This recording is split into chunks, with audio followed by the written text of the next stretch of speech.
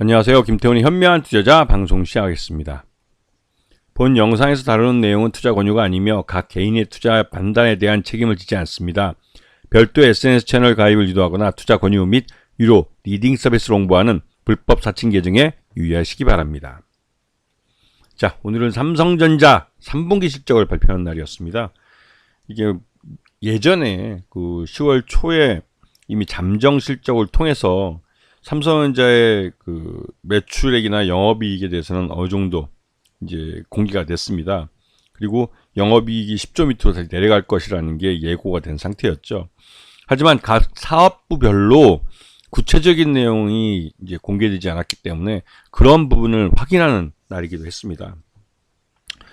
지난번 그 삼성전자의 이 3분기 잠정 실적이 공개되기 직전부터 해가지고 외국인 투자가들은 33 영업일 연속으로 순매도를 해 보였습니다.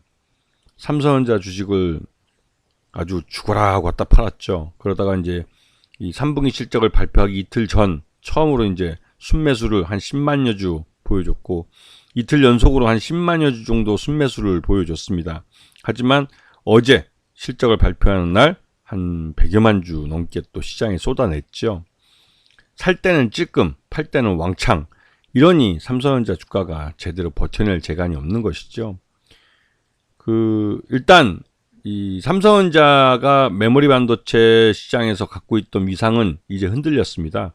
SK하이닉스에게 메모리 반도체 하이엔드 제품인 HBM에서 주도권을 이미 빼앗겨버린 상황이고, 그나마 이 광범위하게 시장을 차지하고 있는 낸드나 D램 이런 쪽에서도 이 시장 가격이 점점 낮아지고 있기 때문에 여기서 발생하는 수익은 점점 줄어들고 있는 모습이죠.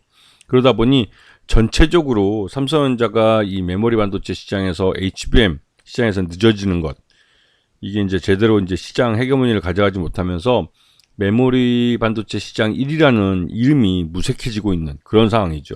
여기에 비해서 SK하이닉스는 그 AI 반도체 이 가장 수위 업체인 엔비디아라는 회사를 고객사로 맞이해서 HBM3에서 이제 거의 독과점으로 이제 이 HBM3를 생산하면서 이 나름대로 시장에서의 존재감을 제대로 드러내고 있습니다.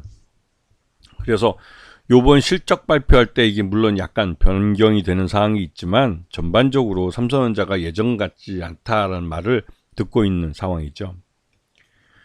지금 3분기 경영 실적을 놓고 보시게 되면 매출 외형은 예전보다 훨씬 늘었습니다. 79조 1000억이나 되는 매출 외형을 분기 기준으로 보여줬고, 하지만 영업이익은 지난 직전 분기 2분기 때 10조 원이 넘었지만 이번에는 9조 원대 초반으로 쪼그라든 모습입니다.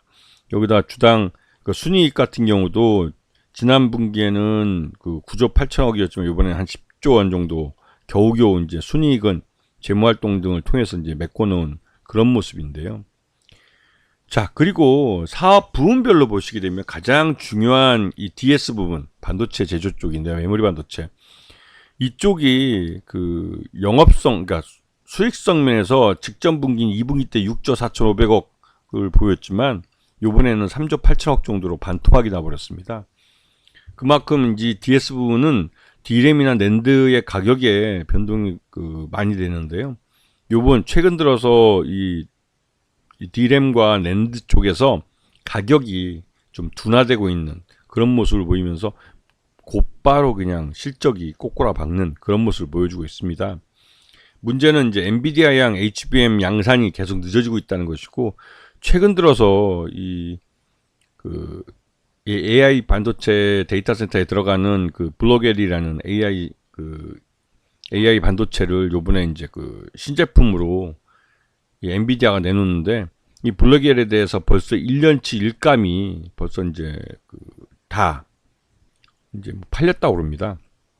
그러다 보니까 거기에 들어가는 HBM도 엄청나게 많이 필요하게 되는데 여기서 이제 쇼테이지가 발생하는 거죠. SK하이닉스의 생산량만으로는 엔비디아가 팔아치우는 AI 데이터 센터용 이 인공지능 AI 반도체 이 블랙웰에 이 들어가는 HBM을 감당할 수가 없는 겁니다. 시장에서. 결국은 이 엔비디아가 삼성전자의 조건부로 이 HBM3를 납품하도록 허용을 해줄 거라는 말들이 나오는 것이죠. 그래서 이번 3분기 실적을 발표하면서 DS 부문장이 이 마지막 양산 승인을 위한 단계는 지나가고 있는 것 같다라고 이제 말을 한 것이죠. 이 말 뜻은 삼성전자가 어떤 식으로든 엔비디아에 납품을 개시할 수 있을 거라는 예고라고 볼 수가 있습니다. 그래서 보시게 되면 지금 막대 그래프를 보면 딱 눈에 띄는데요. 매출은 79억, 거의 뭐 80조 원에 다 따라갈 정도로 매출 외형은 커졌지만 이 영업이익은 직전 분기인 2분기 때 10조 원이 넘었지만 이번에는 9조 원대 초반으로 쪼그라든 것을 알 수가 있습니다. 그리고 무엇보다도 이러한 수익성 약화는 DS 부분, 즉 메모리 반도체 부분의 이 부진에서 찾을 수가 있는데요. 예전에 한번 젠슨왕하고 이재용 회장이 만날 때 이 사진이 지금 시장에 돌았지만 이게 이제 가짜로 판명이 됐죠. 이게 이제 정교하게 이제 만들어진 사진이다, 이게 조작이 된 사진이다라는 말이 나오는데요. 젠슨왕이 저렇게 어프로브드라고 딱 쓴 저게 이제 조작이라는 것이죠. 원래는 저게 없는 사진이 오리지널이라고 합니다. 근데 장중에 저런 사인이 되어 있는 사진이 돌았죠. 그러면서 이제 시장에서 막 이 주가가 급등하기도 했는데요. 지금 현재로서는 삼성전자는 아직까지 엔비디아의 양산 승인을 받지 못해서 납품을 못하고 있는 걸로 알려져 있습니다. 근데 여기다가 엎친 데 덮친 격으로 D램 가격과 낸드 가격이 이제 드디어 반등을 하다가 꺾이면서 그러한 부분이 실적에 영향을 미치고 있는 것이죠. 거기다가 파운드리를 지금 삼성전자가 지난 한 10여 년 동안 굉장히 많은 돈을 투자했습니다. 하지만 최근 들어서 요번에 이제 시장 지점율 13% 정도밖에 안 나오면서 이게 15%를 목표로 했었는데 도저히 그 15% 목표를 못 채우고 있는 것이죠. 그래서 삼성전자가 드디어 이 파운드리 분야에 대해서 이 구조조정을 얘기하고 있습니다. 그래서 실제로 이 삼성전자의 파운드리 사업부를 외부에 매각할 수도 있다라는 말도 나오고 있는 것이죠. 그리고 이제 여기에 이제 먼저 투자되었던 부분들에 대해서 이제 투자비 회수에 더 중점을 두고 대응을 하고 있어서 이 삼성전자는 결국은 파운드리 쪽으로의 사업 확장이 실패한 걸로 보여집니다. 자, 그리고 폴더폰 쪽, 스마트폰 쪽에서 이게 삼성전자 중국 쪽 폴더폰 시장 점유율인데 이게 이제 50%가 깨질 위험이 커진 것이죠. 이렇게 되면 결국은 이제 중국 시장에서 삼성전자가 그나마 내놓을 수 있는, 명함을 내놓을 수 있는 게 이제 폴더폰인데 이쪽도 중국 스마트폰 업체들한테 따라잡히게 되는 것이고, 글로벌 시장에서도 인도 시장에서도 이 중국 스마트폰 업체의 인도 시장 1위 자리도 빼앗겼고, 거기다가 이제 EU, 유럽 시장에서도 이 중국산 싼 이 스마트폰에 좀 밀리는 양상을 보여주고 있죠. 그러다 보니 이 삼성전자가 잘 만드는 하드웨어 사업자로서는, 제조업자로서는 한계가 있다는 말들이 나오고 있는 겁니다. 자, 그리고 우리나라 기업들의 이제 중국 내 반도체 공장, 이 반도체 공장들에 대해서 미국이 이제 첨단 기술이 중국에 들어가지 않도록 또 규제하는 내용의 법안을 또 내놨는데요. 그러다 보니 이 삼성전자도 그렇고 SK하이닉스도 그렇고 중국 공장들이 제 역할을 못 해주고 있습니다. 그러다 보니 실적들이 별로 좋지 않은 상황이죠. 예. 왜냐면 이 중국 공장이 전체 매출의 약 40% 정도를 차지하고 있는데 이 40%의 공장이 제 역할을 못 해주고 있기 때문에 이제 우리나라 이제 삼성전자나 SK하이닉스가 굉장히 어려워지고 있는 그런 상황입니다. 그러다 이제 미중간 이제 첨단 기술을 중국이 이제 차지하지 못하도록 규제하는 이러한 법률들이 만들어지면서 미중 간의 이런 갈등이 이번 대선이 지나서도 또 한동안 계속될 가능성이 있다는 말들이 나오고 있는 것이죠.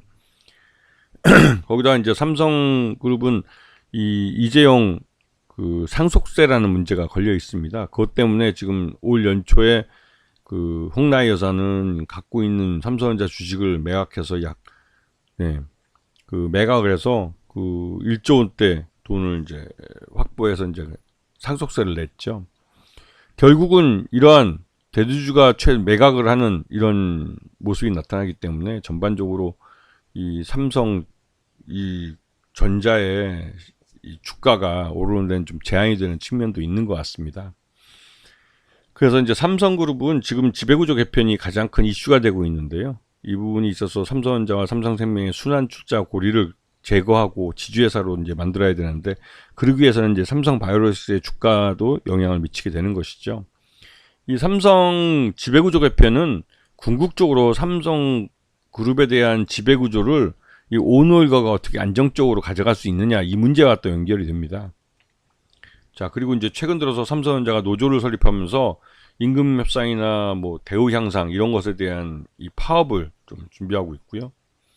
그리고 삼성전자 목표 주가는 이게 그 지난번 잠정 실적 발표한 이후로 대부분 다 낮췄습니다. 10만 원 밑으로 간 이 증권사들도 많고, 하지만 아직까지는 대부분 9만 원대, BNK 투자증권만 8만 1,000원을 제시하고 있는데요.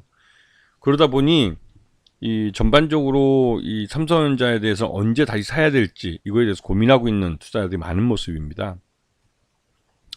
그리고 이제 아까 앞에서 말씀드렸지만 외국인 투자자들이 33 영업일 연속으로 순매도를 하면서 주가를 막 끊어내린 측면이 있고요.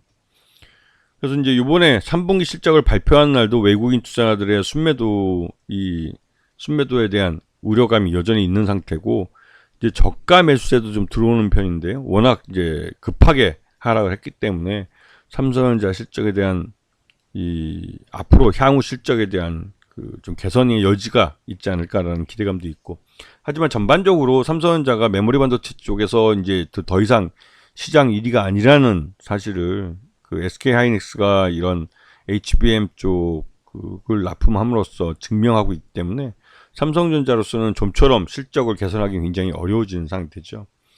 실제로 지금 그 삼성전자의 이번 3분기 실적 기준으로 봤을 때 적정 주가는 48,000원 정도 됩니다. 그렇기 때문에 지금 현 주가는 추가적인 더 하락을 할 수 있는 그런 상황이기도 하죠. 근데 이런 부분들을 잘 보시면서 삼성전자는 낙폭이 크다고 해서 아직까지는 이게 이제 그 방향을 돌려놨다고 말하기는 좀 어려운 부분이 있는 것 같습니다. 왜냐면 삼성전자가 조건부지만 엔비디아에서 HBM을 납품할 수 있게 됐다라고 하는 게 알려지면서 SK 하이닉스는 이 HBM3에 대한 독점적 납품 권리가 이제 깨졌다, 이런 인식 때문에 이 SK 하이닉스에 대해서는 이제는 좀 차익 실현하자, 이런 말들이 나오는 것 같고, 삼성전자는 이제부터 시작이다라는 말들이 나오는데, 그 시작이다라는 게 지금은 손해를 보더라도 엔비디아의 공급망에 들어가기 위해서 이 적자를 보는 이 생산을 계속 할 수밖에 없는 그런 상황인 겁니다. 근데 문제는 그런 상황이 언제까지 이어질지 모른다는 거죠. 즉 SK 하이닉스만큼 삼성전자가 이 엔비디아의 이 HBM3를 더 많이 납품할 수 있는 기회가 과연 올까 하는 의문이 아직 남아있는 상황입니다. 이 부분에 대해서는 삼성전자도 오늘 컨퍼런스 콜에서 제대로 답을 못했기 때문에 아직까지는 이런 삼성전자의 HBM 생산 능력에 대해서 의구심이 있는 투자자들이 많은 것이죠. 그래서 이 부분은 향후 실적 발표하는 과정에서 한번 확인해 볼 필요가 있긴 합니다. 이번에 이제 처음으로 삼성전자가 엔비디아향 HBM을 만들어서 양산을 하기 시작하지만 그 수량이 일정 수준 이상 규모의 경제가 되지 않으면 그 실질적으로 삼성전자 실적에는 별 도움이 되지 않는 것이죠. 아시겠죠? 자, 오늘 방송 여기서 마치겠습니다. 감사합니다.